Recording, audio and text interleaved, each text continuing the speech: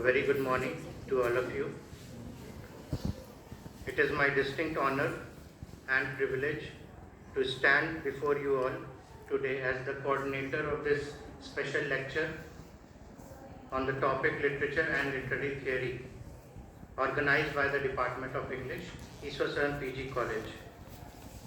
Our gathering today is a celebration of intellectual curiosity, a tribute to the power of words, and an exploration of the intricate tapestry that is literature.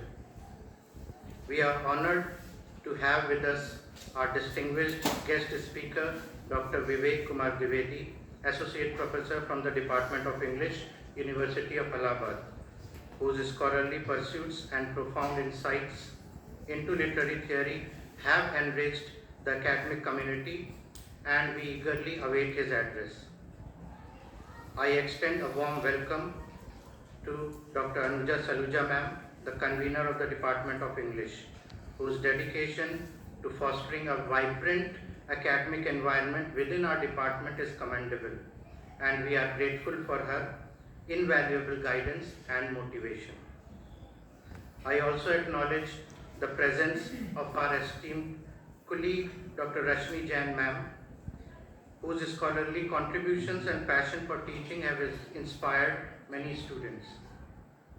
Last but not the least, I extend a warm welcome to our research scholars and students of the department pursuing both postgraduate and undergraduate studies.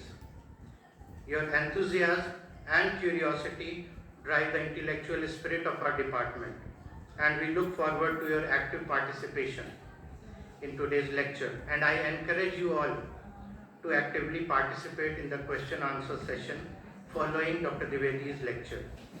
Let us engage ourselves in stimulating conversations, ask probing questions, and celebrate the richness of literary exploration.